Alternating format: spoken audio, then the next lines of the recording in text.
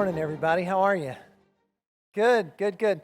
Hey, so I'm super glad that Joel's back. That just feels right. So I'm so glad that he's here this morning. But we are missing some of our staff today, and 14 people specifically from our church who landed in Honduras yesterday afternoon. So here's a picture of them. So you can be in prayer this week for a lot of our folks who are serving in Honduras. And just pray that God would do many great things through them, but also in them. There's something that happens when you leave this soil and your home turf and you go somewhere else in the world and see what God's doing. And so we're just praying that God would do some great things in them this week. All right, if you've got your Bible, turn to Acts 25. That's where we're going to pick up this morning. We're in the second part of Acts chapter 25. And so if you've got the Bible app on your phone, you can always go to the three little dots, find events, and search for Cane Bay. If you can figure out how to do that, you'll find our message notes there every Sunday. And you can follow along like that as well. You can also flip over in the back of your program and take some notes if you want to as we walk through the story. All right, so let me show you a picture. There's been a lot of talk this last week about a prisoner exchange happening in Russia. How many of you have heard about Brittany Griner and Paul Whelan? And if you watch the news, you probably heard this. This doesn't relate a whole lot to the message this morning, but I just thought I would show you that we are in the middle, our State Department and other officials. This happens a lot. This one's made a lot of news lately. There's the talk of doing negotiations around a prisoner exchange and exchanging some American prisoners for some Russian ones. And it's interesting, Paul Whelan, one of the guys in the photo, he's literally been in prison 4.5 years in Russia, and he was sentenced to 16 years.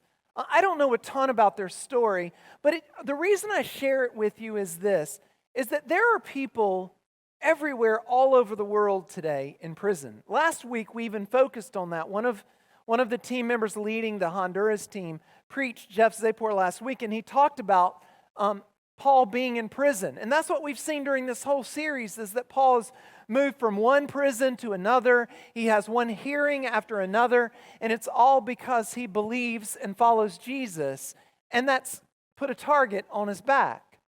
And so earlier, when Joel was praying for the people in Eritrea, that is personal to me because my family spent a year serving as missionaries in Ethiopia, and Eritrea is the country just to the north of Ethiopia.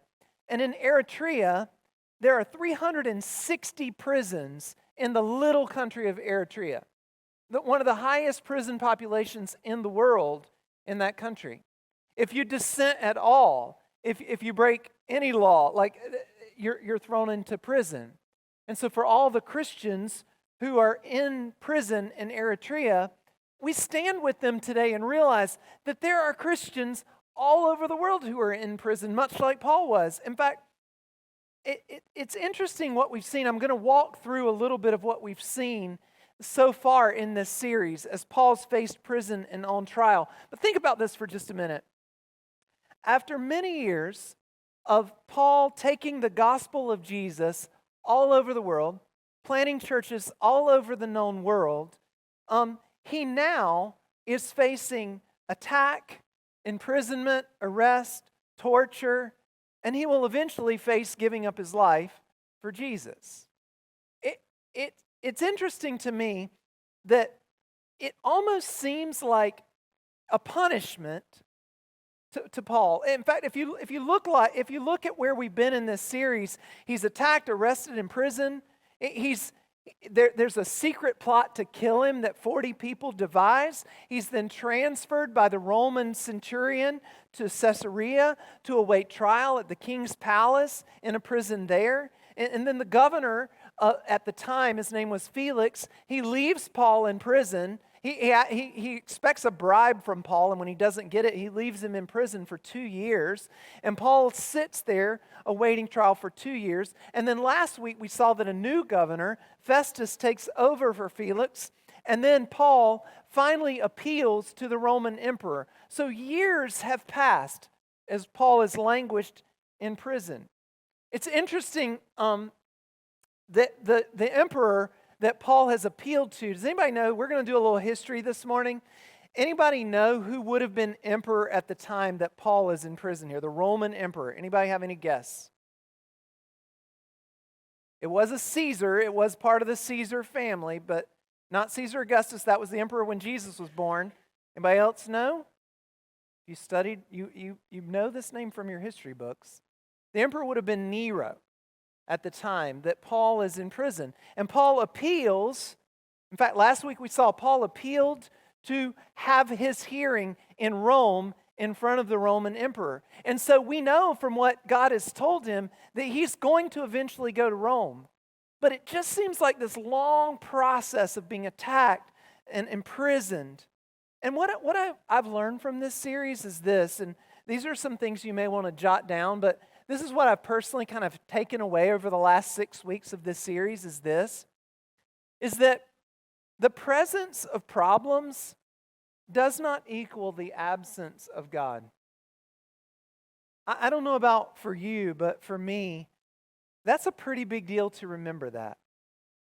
That when I face in my life problems and trouble, it often seems like God is distant or absent or doesn't care.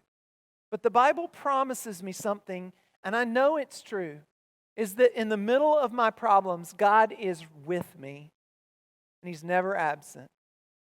It leads me to the second thing that I've been learning as we walk through this series, is that God doesn't waste pain. Like, here's the thing. When we face pain, when we face adversity, when we face opposition, when we face tough things, we might think that it is a punishment. We might think somehow that God is punishing us or it's out of control. But listen, I don't believe, and the pages of Scripture bear this out, that God is completely sovereign and He never wastes pain. He can take the worst of certain situations and turn it into beautiful, beautiful pictures. God doesn't waste any ounce of suffering or pain. And the third thing I've been learning is this, is that while we're waiting, God is always working. God's always working while we're waiting. In fact, sometimes it's in the waiting that God works the most. God is working while we're waiting, and He was doing so in Paul's story too. So we're going to pick up today in Acts chapter 25, verse 13. So Acts 25:13 says this, "Now when some days had passed, Agrippa the king and Bernice arrived at Caesarea and greeted Festus." Now, stop right there. That's only one verse in, but I want to explain to you who these people are. So it says, now when some days had passed, Agrippa the king and Bernice arrived at Caesarea. Now, who are these people? Agrippa is King Herod Agrippa II. Now, here's a sculpture of him. This guy is actually the great-grandson of Herod the Great. Do anybody know who Herod the Great is? I told you we're going to do a little history this morning. Anybody know who Herod the Great is? All right, he was the king when Jesus was born. He was the king actually that killed all the young male children trying to kill off Jesus because he heard Jesus was being born. Remember this? So this is his great-grandson, Herod Agrippa II. Now, it's interesting, Herod Agrippa II's grandfather was the King Herod who beheaded John the Baptist. And actually his father was the King Herod who killed James, the brother of John, one of Jesus' disciples. There's a long lineage of Herods who kill people who are either Jesus or follow Jesus. And this guy, Paul is standing in front of another King Herod because he follows Jesus. Now, here's some more history for you for just a second. You may say, well, how is there a king if there's a Roman emperor over all of this? If Judea was a province of the Roman Empire, how is there a king other than the Roman emperor? Now, you may be saying, I didn't ask that question. But I'm going to give it to you anyway. Hey, Dan, could you boost me up just a little bit more because my voice is starting to go. All right, so here's the thing. There is a king. The King Herods have always been the kings over Judea, but they actually are proxy kings or puppet kings for the Roman emperor. What that means is that there's only one king in the Roman Empire. There's only one emperor. It's the Caesars. It is Nero. He is the king.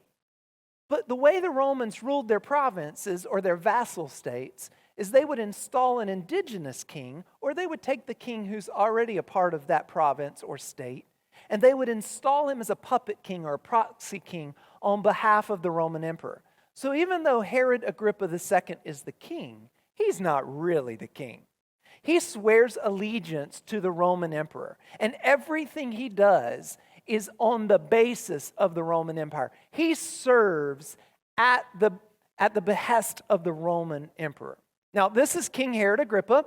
Now, it also mentions Bernice. Now, Bernice is Herod Agrippa II's sister, and she is co-regent with him. Now, she's also his sister. Here's the interesting thing about their relationship. There are a lot of rumors that she was more than his sister, and we're not going to go into those this morning. Yeah, so she had 3 husbands previous, that none of those marriages worked out. And she will also, if you want to know a little more history, she will also be a consort or have an affair with Titus Vespasian.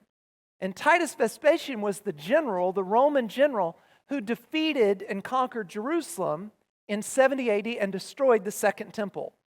Some of you are like, who cares about any of this? All right, I do. It's really cool information because Paul is standing in front of all of these people. In other words, that lady Bernice will consort or have an affair with a future Roman emperor. These people are the most prominent people Paul has stood before yet to date, and God is the one who's doing it. Now, here's the thing. Look at verse 14. It said, and as they stayed there many days, Festus is the governor, remember. Festus laid Paul's case before the king, saying, there is a man left prisoner by Felix. So remember, Felix left Paul in jail for 2 years, and Festus says, there's a guy that's been left here by the previous governor. Verse 15, and when I was at Jerusalem, the chief priests and the elders of the Jews laid out their case against him, asking for a sentence of condemnation against him. Now, what is a sentence of condemnation? It's not just charging him guilty. A sentence of condemnation means condemning him to death. They wanted him to die. Isn't it interesting? Think about this for a second. Isn't it interesting that these Jewish people deeply wanted Paul to be condemned to death? And the curious thing is when Paul arrived in Jerusalem, Paul deeply wanted them to be saved. I mean, think about that for a second. They deeply want Paul to die. And Paul deeply wants them to live. What a contrast. Why? Over 2 years has passed. And these Jewish leaders are still so threatened by the existence of Paul and his belief in Jesus that they have not forgotten. They're like, we've got to get rid of this guy. It doesn't even make much sense to me. Why are they so threatened by Paul's message of who Jesus is? By Paul's belief in Jesus? Why is it so threatening? Listen, I believe it's because they're actually not Paul's enemy. So hang with me for just a second. Even though they oppose Paul, they hate him, they want him to die, I think they aren't the real enemy. They're just puppets, proxies of the real enemy. Think about how Herod is a proxy king or a puppet king for the Roman emperor.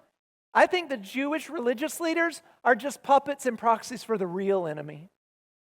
You see, when you follow Jesus, you may not know this or believe this, but when you choose to believe and follow Jesus, you have a target on your back. You have an enemy. And maybe you have seen some signs of spiritual warfare, but listen, I will tell you, there is a battle going on in this world behind the scenes.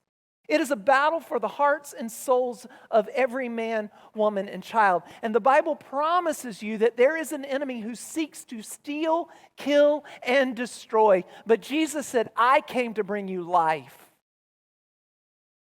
But don't mistake, I know that we get lulled to sleep sometimes in our safe American context, and we see the persecution in the rest of the world, and we get idle and complacent here because we don't realize there is a battle that still rages for the souls of mankind. You have an enemy. Paul had an enemy. And the reason this doesn't seem to make much sense is because, listen, there is a war going on against Paul. He has led thousands of people to Jesus. He will not be silent. He has started churches all over the world. If there's anybody the enemy needs to take out, it's that guy. So you know what it made me think of this week? Is my faith and passion for Jesus a threat to the enemy? I mean, maybe that sounds crazy, but maybe let me phrase it a different way.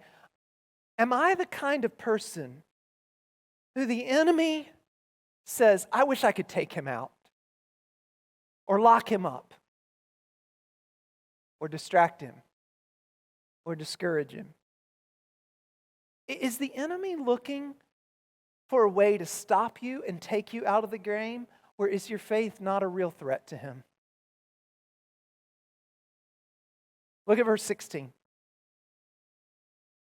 Festus says, I answered them that it was not the custom of the Romans to give up anyone before the accused met the accusers face to face and had opportunity to make his defense concerning the charge laid against him. In other words, Festus says, I told him that listen, I can't condemn him to death until the accusers really face him and show up and say what the charges are. Look at the next verse, verse 17. So when they came together here, I made no delay. But on the next day, I took my seat on the tribunal and ordered Paul to be brought before them. When the accusers stood up, they brought no charge in his case of such evils as I supposed. In other words, the governor's saying, when they brought charges against him, they weren't real charges. They weren't even things I expected them to say. Like, they didn't really have real evidence of this guy doing anything wrong. Look at the next verse. Verse 19.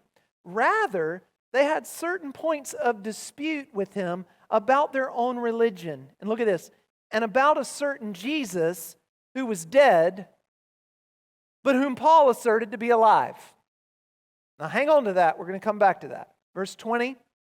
Being at a loss how to investigate these questions, I asked whether Paul wanted to go back to Jerusalem and be tried there regarding them. What do you think Paul said to that? No, I already been there. Got the t-shirt. Anyway, no, he didn't say that. Verse 21, but when Paul had appealed to be kept in custody, Paul said, no, keep me in prison here until you can send me to Rome. It says, but when Paul had appealed to be kept in custody for the decision of the emperor, I ordered him to be held until I could send him to Caesar. Now, let's go back to verse 19 for just a second. So this governor, Festus, is trying to do his job. He's trying to figure out what are the charges against this guy. And he investigates it, and he's like, none of the charges really make sense. The only thing I could determine was that the real dispute seems to be about a guy named Jesus who died, but Paul says is alive. This governor's smarter than you think. Even though he may not really, it seems like he doesn't know much about Jesus at all. It seems like he's not familiar with the story of Christianity up until this point, but he's figured out what the real issue is. In fact, you know what is interesting here is he was smart enough to figure out that the issue actually that angered the Jews the most was not Paul's breaking of laws or Jewish customs. It wasn't Paul profaning the temple. It wasn't Paul doing any of those things. The real issue Festus discovered was that Paul and tens of thousands of other Christians claimed that this guy named Jesus was alive. That was the real problem. Was that they were claiming that Jesus wasn't dead. And that's problematic. Why is it so problematic? You see, remember his great-grandfather Herod tried to kill Jesus when he was a baby? because he didn't want his kingship threatened by any other king. And the great prophecy of the Jews was that one day a Messiah would come and he would be the eternal king. And now Paul is claiming that not only was he born and not only did he live and he died, but he rose again and he is the forever king. Now that is threatening, right? That's the real reason they want to take him out. That's the real reason they crucified him. And that's why they want to silence anybody who follows and believes in him. Tim Keller, a few years ago, Tim Keller was a pastor in New York. He is actually going through a cancer battle now, but he wrote this some years ago in a book he wrote. He said, if Jesus rose from the dead, then you have to accept all that he said. If he didn't rise from the dead, then why worry about any of what he said? The issue on which everything hangs is not whether or not you like his teaching, but whether or not he rose from the dead. Listen, Paul would one time write, if the resurrection didn't happen, then our faith is worthless and useless. Listen, if Jesus didn't rise from the dead, then we are wasting our time this morning. Religion is not a very good hobby. If Jesus didn't rise from the dead, we're wasting our time. But if he did rise from the dead, then everything he said was true. It all hinges on this, you guys. It all hinges. This is why Paul's in prison, and Festus has discovered it. This is the real issue, that Jesus, Paul believes, is alive, and so does every other follower of Jesus. All the millions who have come since believe that Jesus actually really is alive, that he conquered sin and death, that he rose from the grave, and that he gives us new life. That's the story of Christianity. And Paul was willing to die for it. And so was every other disciple. And so has been every other follower since then. That's why it's such a problem. You see, recently I read this quote. It relates a little bit to this. I just thought it was good. Resurrection means that the worst thing is never the last thing. That's why it relates to this series, is that Paul knows that you can imprison me, you can attack me, you can accuse me, you can kill me, but I will rise again because I believe and follow the one who rose from the dead and gives me new life. Look at verse 22. It says, then King Agrippa said to Festus, I'd like to hear this man myself. So Festus says, tomorrow. He said, you will hear him. So basically what Festus does at this point is, King Agrippa says, well, I'd like to hear from this guy. And what you need to know is that all the Herods, they were Jewish. And they knew the history of the Jews. They actually knew the prophecy about this Messiah. And Herod Agrippa II says, I'd like to hear this man myself. And so Festus says, tomorrow I'll set it up. So look at the next verse. Verse 23, so on the next day, Agrippa and Bernice came with great pomp. Of course they did. It came with great pomp and narcissism and all the other stuff that they could come with, and they entered the audience hall with the military tribunes and the prominent men of the city. And then at the command of Festus, Paul was brought in. All right, I'm going to show you a picture of where this happened. It actually still exists to this day. It's the amphitheater at Caesarea, and it sits right there overlooking the ocean. And this is the very place, it still stands today. It's one of those amphitheaters that was preserved very well. And this would have been where the king and his sister and the governor and all the important military officials would have gathered, and the prominent men of the city, it says. They would have gathered there in great pomp, great ceremony, and then under the stage, the great marble stage there, and behind it, underneath is caverns where the prisoners would have been held, and Paul would have been brought out from those caverns, and he would have stood trial or hearing right in front of the king, right there. Paul stood before the most prominent people yet to date. And look at what the governor says about him in verse 24. And Festus said, King Agrippa, and all who are present with us, you see this man about whom the whole Jewish people petitioned me, both in Jerusalem and here, shouting that he ought not to live any longer. But I found that he had done nothing deserving death. And as he himself appealed to the emperor, I decided to go ahead and send him. But I have nothing definite to write to my Lord about him. Therefore, I have brought him before you all, and especially before you, King Agrippa, so that after we have examined him, I may have something to write. For it seems to me unreasonable to send a prisoner not to indicate the charges against him.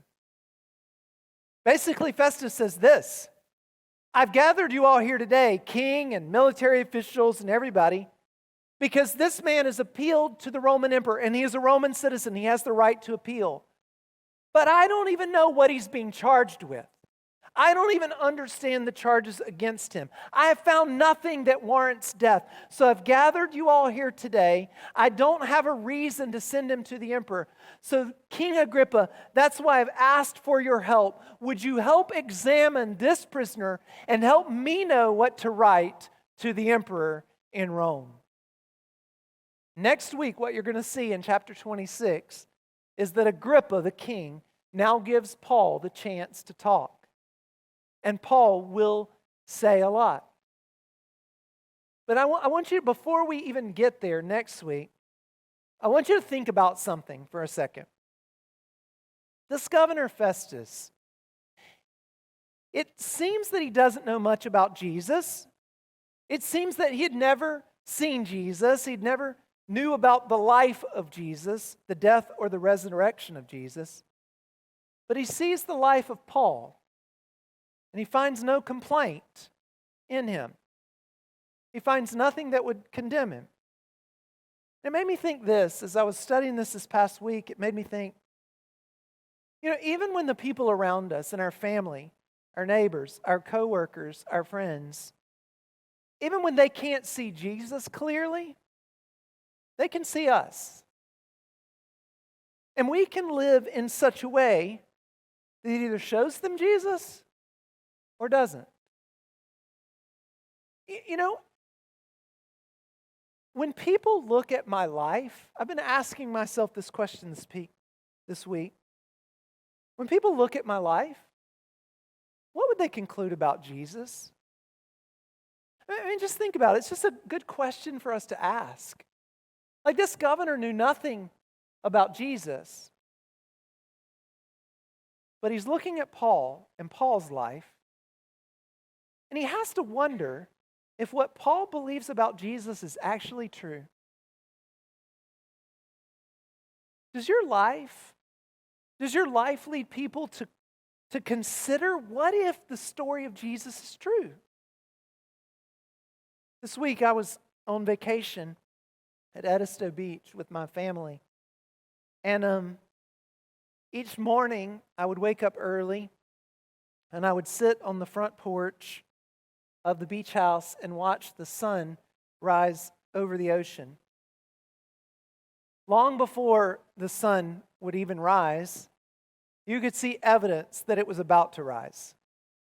Have you ever, do you guys love sunrises and sunsets here? And so I would sit on the porch, and probably about 5:50 or so in the morning this week, every single morning, the sky would begin to light up like this. It would just turn all kinds of pink and red and orange colors. Now, look at the picture. You don't see the sun. It hasn't risen yet. But you see the evidence that there is a sun, right? Do you see the evidence? I would sit there every morning waiting for the sun to rise. Why did I know it was going to rise? Because the whole sky changed. darkness dissipated, and the whole sky began to light up with brilliant colors. And I knew that the sun was about to rise. Listen, the reason I point that out to you is sometimes people can't see Jesus clearly, but they can see what Jesus has done in your life and my life, that He's changed things. You see, in my life, Jesus has changed everything. I once was blind and now I see. He's changed how I see the world. He's changed how I live, how I spend my money, how I treat people, how I talk. He's changed everything. Every morning, I would look at the sun, and I would see the effects of it. And then the sun would rise, just like it faithfully does every single morning. And I sat there thanking God for the light of the Son of God that has shined in my heart and in my mind. It made me think of a quote by C.S. Lewis, who said in his book, The Weight of Glory, he says, "I believe in Christianity as I believe that the sun is risen, not only because I see it, but because by it I see everything else." One time, Jesus healed a man who was born blind in the city of Jerusalem. This man who was born blind, most people thought he was blind because his parents sinned or somebody sinned, and it was a curse from God, his blindness was. And one Sabbath day, Jesus heals him and he can see. The religious leaders don't like that for two reasons. One, that this guy named Jesus is going around with power over things like blindness. But he also did it on the Sabbath, and that just made him mad. You're not supposed to work on the Sabbath.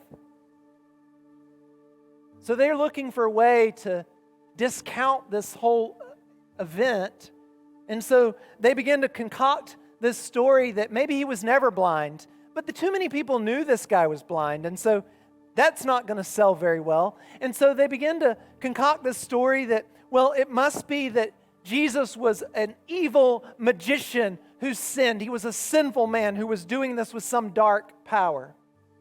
And so they go and they find this guy that afternoon in the streets of Jerusalem, and they find this guy who can now see. He has his sight.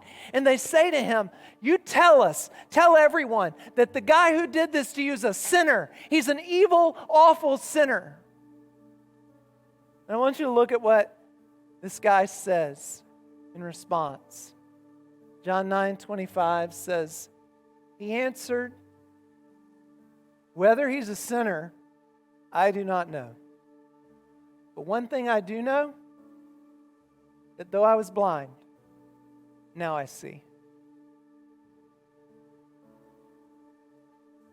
Listen, the one thing I can tell you is that Jesus has opened my eyes. It's not just that I've met Him and I believe Him. And many of you, this is your same story. But because of Him, everything has changed. The way I see the whole world has changed. In just a few minutes, we're going to get to take communion together. You know, on the night before Jesus was arrested and crucified, He shared a meal with His disciples, and that night was confusing. They didn't really understand why does He keep talking about dying? This doesn't make sense. He was supposed to be the conquering king, the coming Messiah. Why is He going to die? They didn't understand what the death of Jesus was all about, and they certainly didn't understand that 3 days later He would rise from the dead. But Jesus knew that one day they would look back. One day they would look back and they would see what happened. And they would remember that night in that upper room when they gathered to eat. And so that night, even though they didn't see it clearly, He took the bread off the table and He took the wine and He passed it around. And He said, "This bread, it symbolizes my body, which is going to be broken for you. And this wine, It symbolizes my blood that's going to be spilled for you. And he passed it around and he told them to drink and eat. And then he said, now every time you do this, now every time you share this meal, remember what I've done for you. Remember what happened. And so this morning we get to do that. Jesus has changed us. He's opened our eyes. He's shined His light in our heart and we'll never be the same. And this morning, we get to remember what He's done. Maybe you're here and you go, well, I don't know if I really believe that. And as we take communion, I just invite you just to talk to God about that. He's such a good Father. He can handle your doubts and your questions. And maybe this morning, just ask Him, is this true? Did Jesus really rise from the dead? Did He really come to save me and forgive me? Listen, you just talk to God and let God answer the deepest questions of your heart. And maybe this morning, maybe when everybody else gets up to take communion, maybe you want to as well. Maybe you want to go to that table and pick up that piece of bread and that cup. When you eat it, when you drink it, you're saying, Jesus, I need you. I believe you. Thank you for living and dying and rising for me. Listen, I pray that that is what happens in your heart this morning. In just a few minutes after I pray, you can go to any of the tables around the room and grab a cup of juice, a piece of bread, and then eat it whenever you're ready to remember what Jesus has done. Can I pray for us?